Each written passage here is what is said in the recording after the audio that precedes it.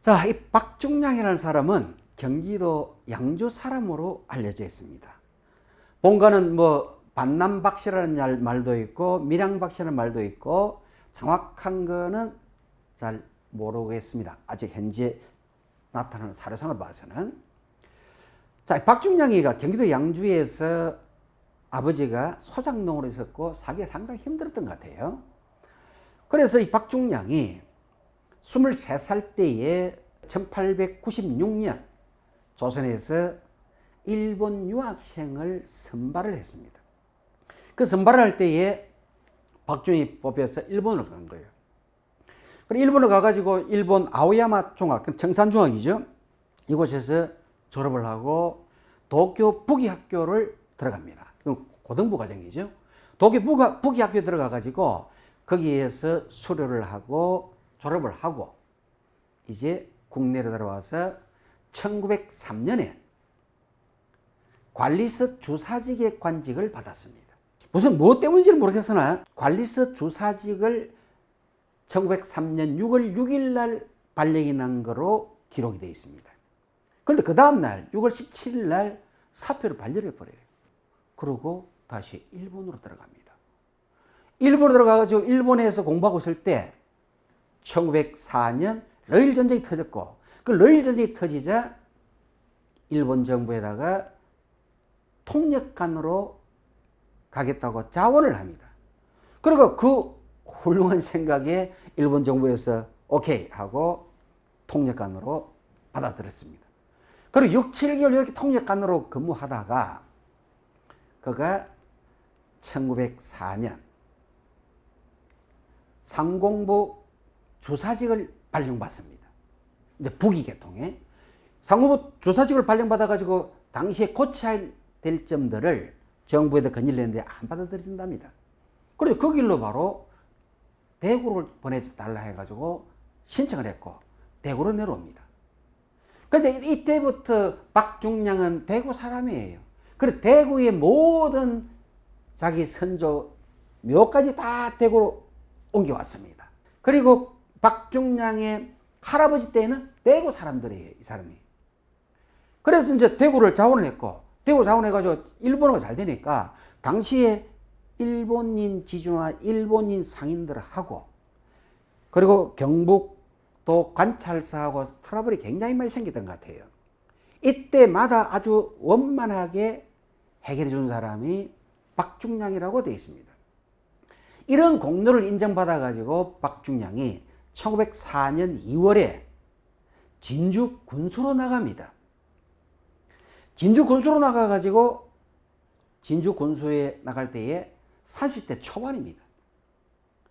양반이 나가자마자 임진왜란의 3대 첩을 이룩하는데 결정적인 역할을 했던 진주성, 그 진주성의 일부를 흘려버리고, 그리고 그 앞에 해자가 있습니다. 물이 흐르도록 만들어놨죠. 그렇죠? 적군들이 함부로 성을 못 올라오도록 앞에 강처럼 파놨잖아요. 그죠? 그 해자를 싹 메워버려요. 자, 우리의 진주성 전투는 정말 자랑스러운 전투였고, 임진왜란의 3대 첩에 객을 올린 그 진주성을 흔다. 우리의 핵심 문화재를 왜 흘렸을까? 박중량의 생각은 있었을 거예요.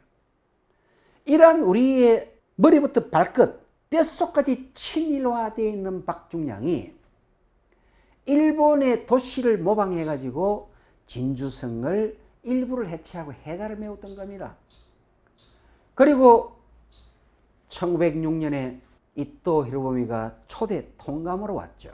이토 히로부미가 초대 통감으로 오면서 박중량의 인생은 활짝 펴집니다. 자, 이거는 박중량과 이토 히로부미의 특수관계 때문입니다. 이 박중량과 이토 히로부미의 특수관계가 뭐냐?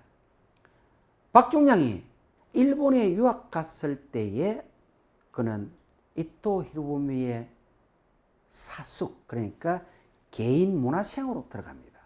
이토 히로부미가 일본 학생과 한국 학생들을 모아가지고 역사, 철학, 교양, 그리고 정치를 강의를 하고 사숙을 이끌었던 것 같아요. 거기에 들어가가지고 조선인 유학생이 가다 보니까 불쌍한 유학생이 갔으니 일본 유학생들에게 상당히 왕따를 당할 때마다 이토 히로부미가 그를 보듬어 주었고 그에게 힘을 실어줬던 겁니다. 그래서 결정적인 이토 히로부미가 박중량에게 큰 은혜를 입습니다. 그게 바로 이토 히로부미 아내가 바다에 빠졌습니다. 허우적거리면서 아무도 안 뛰어들어갔는데 박중량이 아무런 생각도 했는지 아닌지 모르겠습니다만 그대로 바로 뛰어들어갔습니다. 뛰어들어가서 구사일생으로 정말 박중량이 이토 히로부미 아내를 구했습니다. 그리고 이토 히로부미가 박군, 내가 고마움으로 뜻으로 내가 이걸 주겠네 하고 금일봉하고 선물을 준데도 노했습니다. 당연히 제가 해야 했습니다. 이토 히로부미가 그 엄청난 고마움을 느꼈고, 야, 이 친구는 정말 키워도 될 사람이구나. 그런 관계를 가졌던 이토 히로부미가 한국에 통감으로 온 거예요. 얼산너게 체결되고 나서.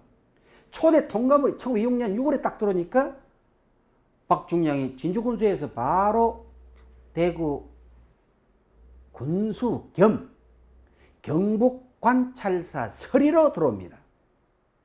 경북관찰사 서리로 딱 들어오게 되면서 제일 먼저 한 일이 뭐냐? 지금 바로 보이는 대로 지금 이제 과거의 이 모습은 아닙니다.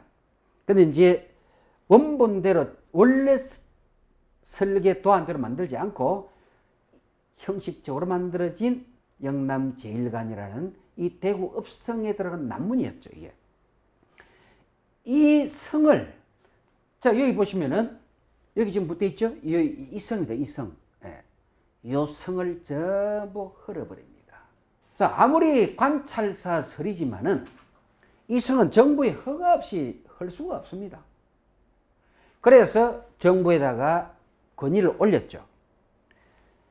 도시 미관상 그리고 도시 계획을 위해서 이 성이 큰 장애가 된다. 그러니 이 영남 제1관문 이 문과 이 성을 헐도록 허락해 주셔야 하고 정부에다 건의를 올렸습니다. 정부에서 이거를 허락해 줄 리가 없죠.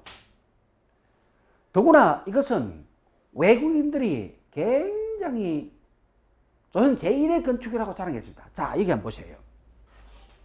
당시에 여기 보면 그는 자 건재하던 시절에 이미 야마모토라는 이름을 썼다 했죠. 그죠? 1907년부터 이미 유학생 시절에 쓴 거예요.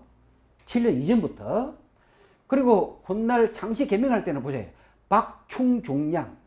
일본의 충성을 다한다고 박충중량으로 창시 개명을 한 사람입니다. 그러다 이제 대구 읍성은 조금 전에 이야기했던 대로 외국인들이 와서 특히 프랑스의 지리학자 샤를 바라라는 사람이 극찬을 했습니다.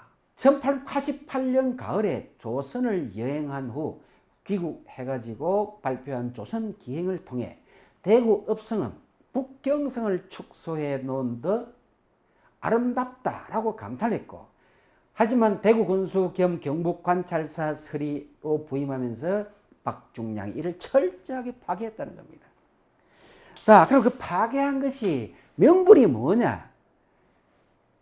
도시 길을 내서 미로행 신도시를 만들어 대구를 발전시키겠다는 도시계획이라는 거예요. 그럼 이 도시계획을 명분이 진짜였느냐? 지금 나타나는 사료들이나 발굴되는 사료들을 봤을 때 그보다는 일본인들 상권 보호를 위해서 했다는 것이 더 큰 목적이었던 거죠. 자, 그래서 당시 박중량이 올렸던 글 한번 보세요. 성벽이 낡아 토석이 곳곳에서 붕괴돼 통행에 지장이 있을 뿐만 아니라 위험하기도 하고, 성벽을 철거해버리면 넓은 다석한 도로가 생기고 길 좌우에 보기 좋게 민가를 지을 수 있으니 대구 부청으로 하여금 주관케 하고 이 공사를 시행하고자 하니 허락해 주세요 라고 했다. 이게 1907년 10월에 정부에 올린 건의문입니다. 그래서 안 된다 하고 명을 내렸죠. 그런데도 불구하고 박중량이 경북관찰사 서리의 고난으로 강제 철거시켜 버렸습니다. 그래서 이 이제 대구 읍성의 역사를 보시면 이제 보십시오. 굉장히 오래된 성입니다. 그죠? 여기에. 옛날에는 이제 상구시는 토성이 되어 있었고, 이것이 이제 후에 영조 때 와가지고 돌로 가지고 다시 쌓아서 우리나라 대구 최초의 석성으로 된 거예요. 높이가 5m입니다. 두께 8m고 길이가 2,707km죠. 그리고 이것이 이제 서구 침입에 대비해서 대원군 정책에 따라 성을 크게 보수해가지고 대구의 상징이자 대구의 문화재로 자리 잡은 겁니다. 그런데 이걸 흘렀던 목적이, 자, 여기 보십시오. 여기 보시면 이게 이제 원래 이 성이다 말입니다. 그죠? 그 일본인들은 어디 살았느냐? 자, 이 성 밖에, 성 밖에. 상권이 주로 이 안에서 다 이루어진 거예요. 서울도 사대문 안에서 이루어졌듯이. 그런데 이제 일본인들이 이 성 때문에 장사도 안 될 뿐더러 일본이 가졌던 토지가 대부분 이제 요 일대야. 그리고 주로 대구에 이 성 밖에 다 있었던 거예요. 그리고 일본이 장사를 잘 되게 하고 일본 그 가지고 있는 토지의 가치를 높이기 위해서는 이 성을 허무는 거예요. 그래서 정부에서 절대 안 된다라고 했는데도 불구하고 박중량이 직권으로 경북관찰사 서리 직권으로 이걸 헐어버렸습니다. 자, 이걸 헐게 되자 어떻습니까? 갑자기 일본이 가졌던 땅의 지가가 치솟아 버립니다. 반대로 이 안쪽에 있었던 사람들의 조선인의 지가가 떨어져 버립니다. 그리고 여기에 흘렀던 이 돌멩이들은 하나씩 하나씩 빼가지고 일본인들에게 돌 한 개에 한 양씩 팔았다는 기록이 나와요. 자, 도대체 이해가 안 된다, 그죠? 그리고 일본인들 고택, 저택에 팔려나가가지고 그 돌이 저택에 담을 쌓거나 아니면은 저택 안에 조형을 만들었다는 겁니다. 그리고 여기에 있는 이 내용들을 만들어주고 나니까 일본인들이 박중량에 대해서 엄청난 뇌물을 갖다 주고 박중량에 대한 절대 고마움을 표시한 거예요. 자, 이러면 당연히 여러분 죄를 받아야죠. 그런데 박중량은 죄를 안 받습니다. 아니, 죄는커녕 오히려 전라남도 관찰사, 즉 전남, 요새 말하면 도지사로 다시 영전을 해갑니다.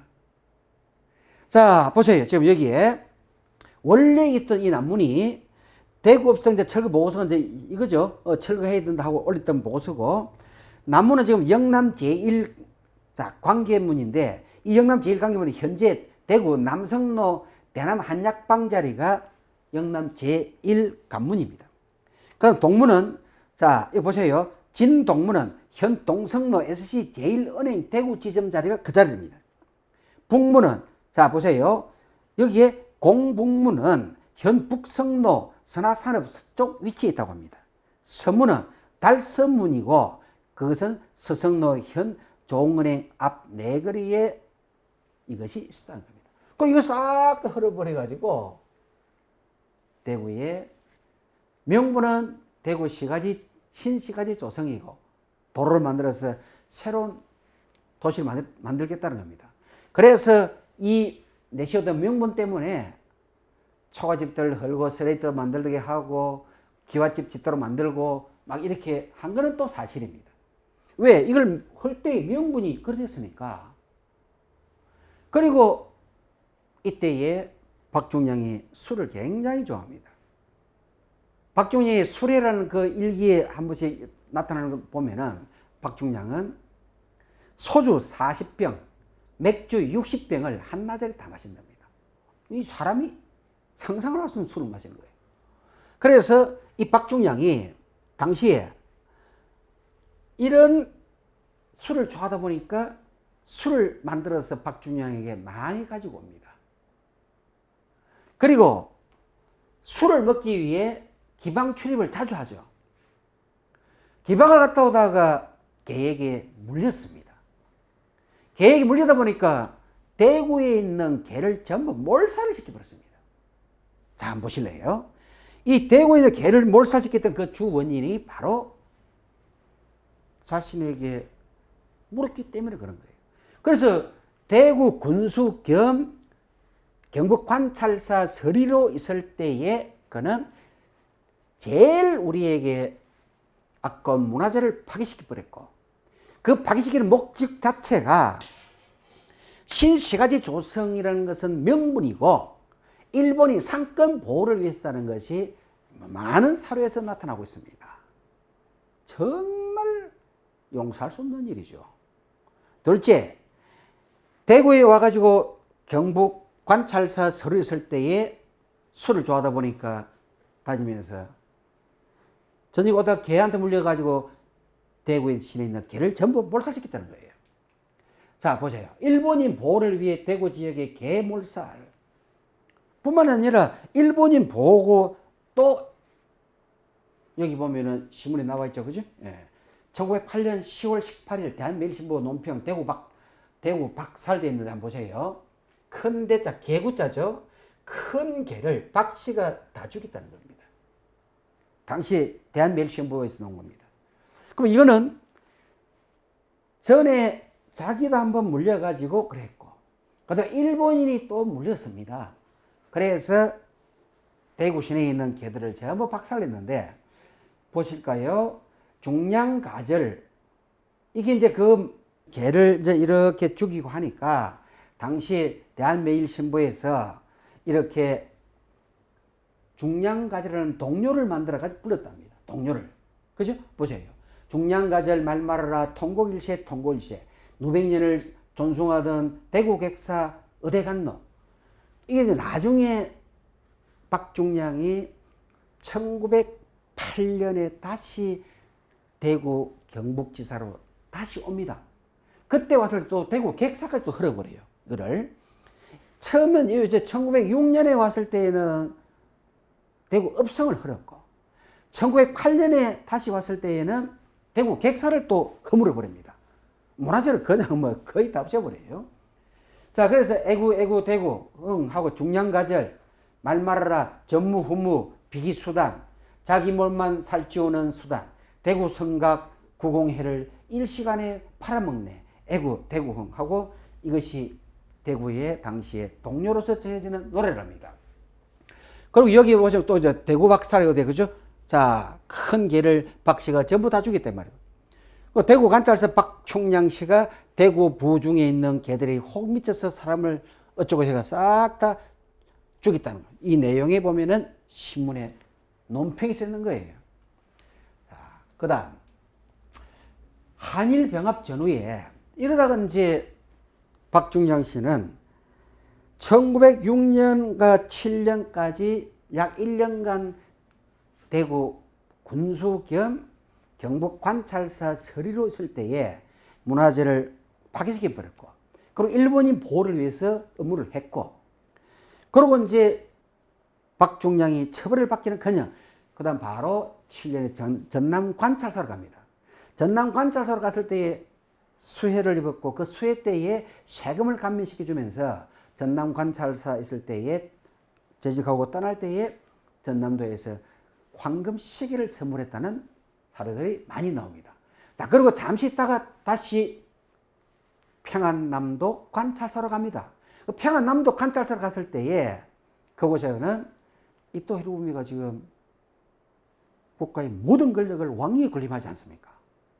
이토 히로부미가 있을 때니까 평안도 관찰사 갈 때는 놀랍습니다. 자, 평안도 관찰사 겸 평안도 세무서 총감, 그럼 요즘은 세무서장입니다. 서장 겸 거기다가 평안도 법원 판사 겸 평안도 관립 일본어 학교 교장 4개의 관직을 무려 받아가지고 평안도 관찰사로 갑니다.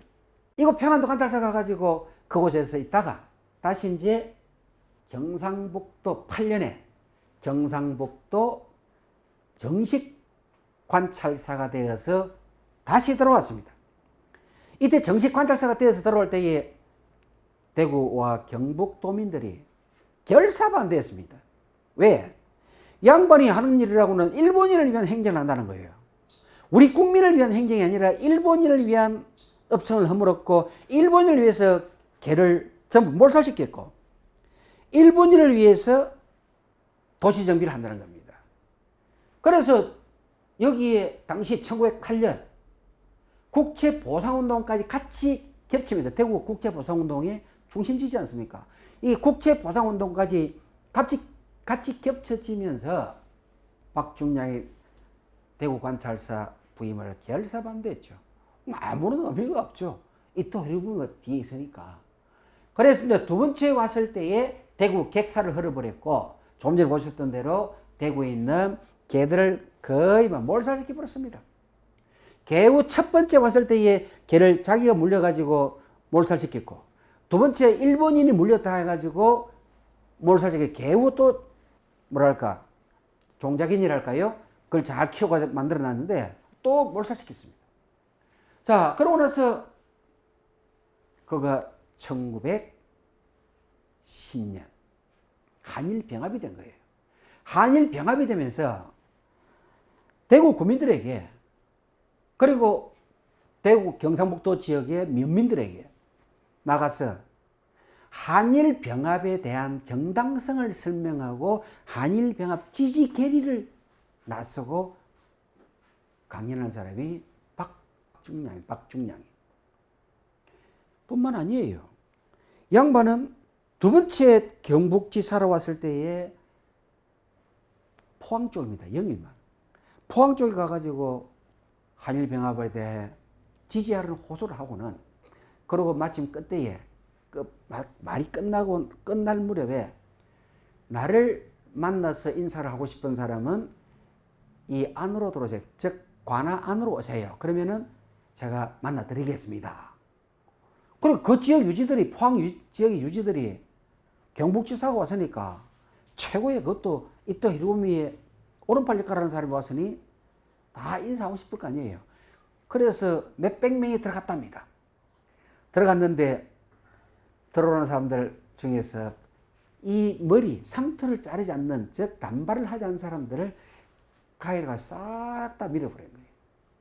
수백 명이 울면서 나왔다는 기록들을 많이 찾아볼 수 있습니다. 그러니까 올 때마다 이 양반은 일본을 위한 절대 충성이에요. 그리고 여기 보시면 붙자 10년 9월 경북도 대상 한일 병합지 특별 강연을 하고, 그러고 나서 이제 오면은 내 만나고 싶은 사람 들어오세요 해놓고 머리 다 밀어버린 거예요. 11년 충남도 장관 제시 대종교 포교 금지를 내렸습니다.